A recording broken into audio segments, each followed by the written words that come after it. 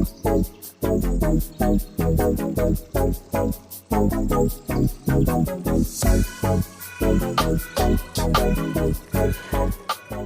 Everyone, good morning, welcome back to my channel Ruma lifestyle. আর আমি রমা তোমাদের সামনে হাজির হয়ে গেছি নতুন একটা ব্লগ নিয়ে। তো দেখো, ভিডিওটা দেখতে থাকো, আশা করছি ভালো লাগবে। আজকে হচ্ছে সানডে, আর দেখো আমি এদিকে রান্না বসিয়ে দিয়েছি। সকালবেলা তো যেহেতু সানডে আমাদের সকালবেলা কেনা টিফিন হয় আর কি, কেন ওই একটা দিন না টিফিন করতে ভালো লাগে না। তো দেখো এইদিকে আমি রান্না বসিয়ে দিচ্ছি। 10টার সময় কাটাকুটি, বাজারটা যেহেতু তাড়াতাড়ি হয়ে গেছে তো কাটাকুটি করে আমি রান্না বসিয়ে দিয়েছি। আর এইদিকে বসিয়ে দিয়ে আর আমি এদিকে বাসন কটা মেজে নিচ্ছি, মানে কাজটা তাড়াতাড়ি হয়ে যাবে আর কি। একটু বসবো, 12টার আগেই রান্না হয়ে যাবে। তো আমি এদিকে রান্না বসিয়ে দিয়ে আর এইদিকে সব বাসন টাসন মেজে নিচ্ছি। আর বিকেলবেলাটা যেহেতু আমাদের রবিবার দিনকার এক শ্যুট থাকে, মানে কমেডি ভিডিও করি যেহেতু, তো সেই শ্যুটিংটা থাকে।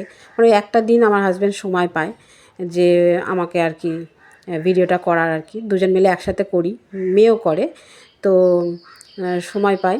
তো বিকেলবেলাটায় ওই জন্যে আর রান্নাবান্না ঝামেলা রাখি না। রবিবার দিনটা থাকেও না, যেহেতু মাংস থাকে তো রাত্রে রুটি করলেই হয়ে যায়। তো দেখো কাজ সব সেরে নিচ্ছি। আর রবিবার মানেই, আর আমাদের তো একটার মধ্যে খাওয়া হয়েই যায়, কিন্তু এখন ছেলে যেহেতু কম্পিউটারে ভর্তি হয়েছে আর কি, একটার সময় ছুটি হয়, তো আস্তে আস্তে 1:10-15 হয়ে যায়। তো ও আসলে তারপরে খাওয়া হয়। এখন আমাদের 1:30 বেজে যায়, খেতে খেতে দেরি হয়ে যায় রবিবারটা, নাহলে কিন্তু আমাদের রবিবারে আরও তাড়াতাড়ি খাওয়া হয়ে যায়।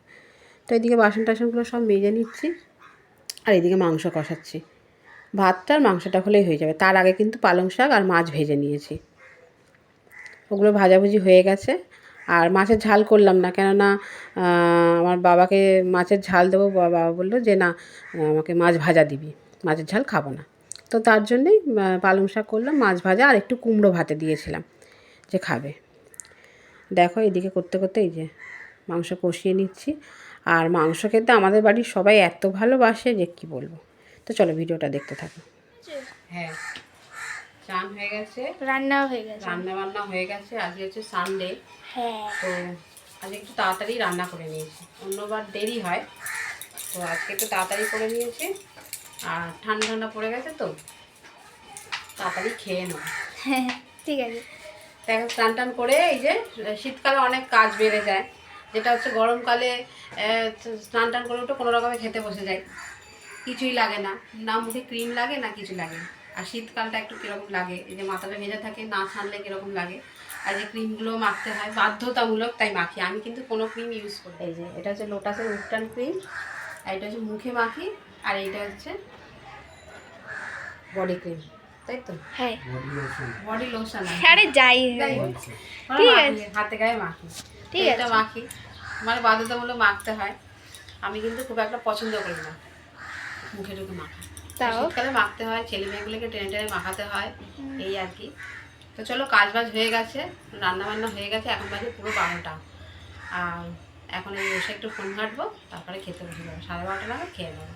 চলো খাওয়ার সময় তোমাদের। তো দেখো দুপুরবেলা এখন বাজে 1:20-25 হবে। তো ছেলে কম্পিউটারে গেছিলো, তার জন্য একটু দেরি হলো, আর দেরি হচ্ছেও। এখন রবিবার করে দেরি হচ্ছে, মানে রান্নাবান্না হয়ে গেলেও দেরি হচ্ছে, কেননা ছেলে আসতে তবে খাবে।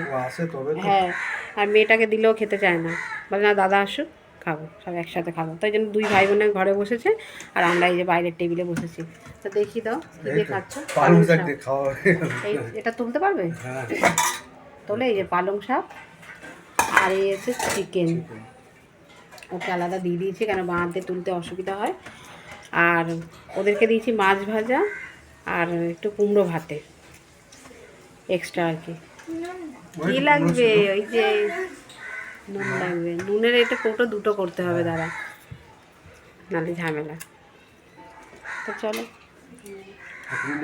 হ্যাঁ না, আমি পালং শাক নেবো না।